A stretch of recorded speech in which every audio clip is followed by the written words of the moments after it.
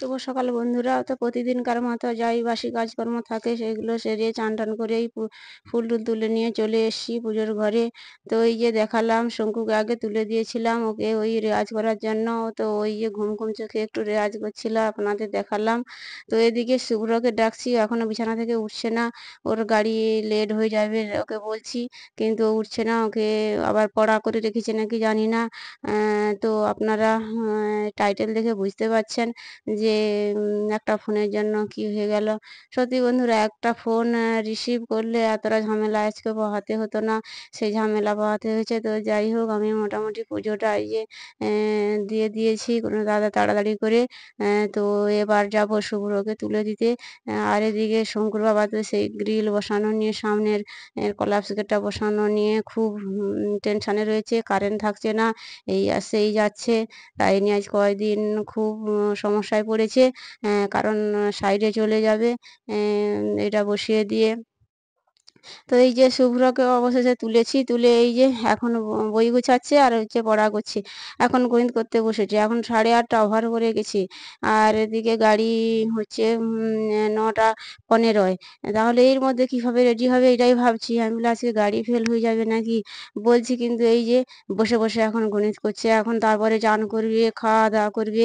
তো এই সব তো তাই বলছি যে আজকে দেরি হয়ে যাবে, ড্রাইভারকে আগে ভাগে একটু ফোন করে জেনে নেই। কারণ ড্রাইভার বলেছে যে যেদিন বাচ্চা যাবে আমাকে একটু ফোন করবে। তো এই যে ফোন করছে, করা হচ্ছিল, কিন্তু ড্রাইভার কি করলো না, ফোনটা তুললো না। তারপরে ফোন আবার সুইচ অফ। তার জন্য এই গাড়ি আসবে নাকি এই ভেবে দাঁড়িয়ে পড়লাম। তারপরে আবার স্কুলে ফোন করতে বলছে, না স্কুলে গাড়ি গেছে, তোর ফোনের সমস্যা। আর ও গাড়িটাও চলে আসছে। তো আবার এই বাজারে যেতে গেলে আবার দেরি হবে যদি না গাড়ি পাওয়া যায়। তো আপনারা এক কাজ করুন, এই বাস দিয়ে ভেতর রাস্তা দিয়ে ওকে সাইকেলে করে দিয়ে দিতে পারেন ভালো।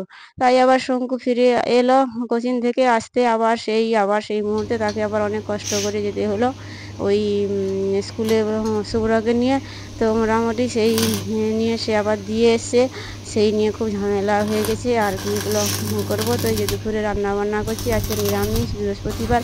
ওই পনিরের ঝোল, একটা সবজি তরকারি, শাক ভাজা, আর একটা ওই এই শাকের বাটা করেছি, তো তাই দিয়ে খাওয়া দাওয়া হবে। এদিকে শঙ্কর বাবা এই যে দুপুরবেলা এই যে এখন কারেন্ট রয়েছে, ওয়েল্ডিং করছে, ওই গ্রিলটা বসানোর জন্য বহু কষ্ট করছে।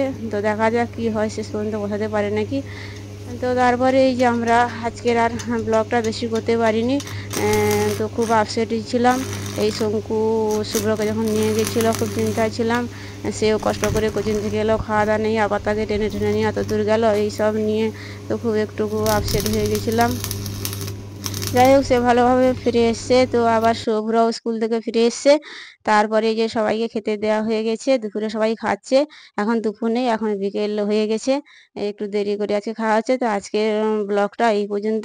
ভালো লাগলে একটা লাইক দেবে। টাটা।